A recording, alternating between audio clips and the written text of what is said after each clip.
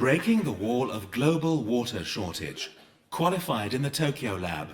Alina Kudasheva, Tokyo Institute of Technology, Japan.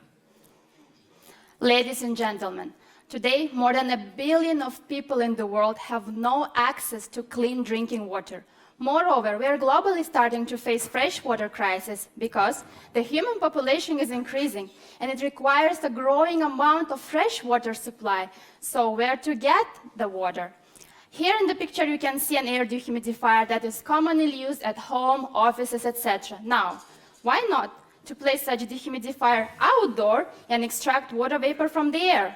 Well, actually, this kind or any other commercially available one cannot really be used for such purpose because it consumes a lot of electricity. So we propose a new dehumidification system, which is based on membrane technology, and it doesn't consume much energy. Now, you might have thought, what is membrane technology? To explain that, I'd like to show you a movie. Would you play a movie for me, please?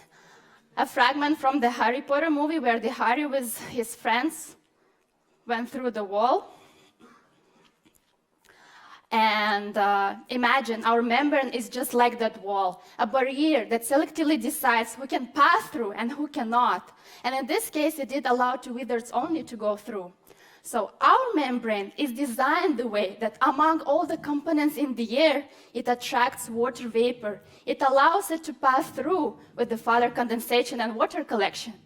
And in general, for any substances, it's much easier to go through a liquid barrier when compared to a solid one. Imagine yourself placing a finger in a glass of water like a liquid barrier or through a brick wall, right? This is why I'm developing liquid membranes so that we can extract more of water from air. And the main novelty of my research is a new approach of fabricating liquid membranes.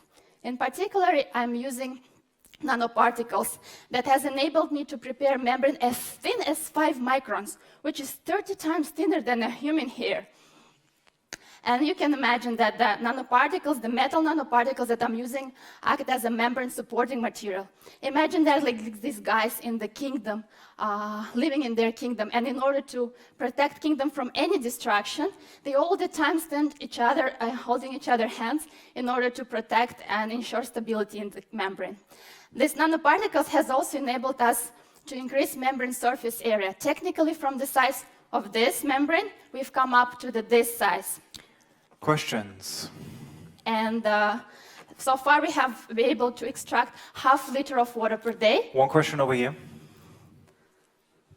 What's the expected cost relative to the existing technology? So far our system is consuming 2 kilowatt per hour energy to make ½ liter of water per day. One final question, quick. Normally, where area needs Sorry, water, thank you very much. Thank you. Thank you.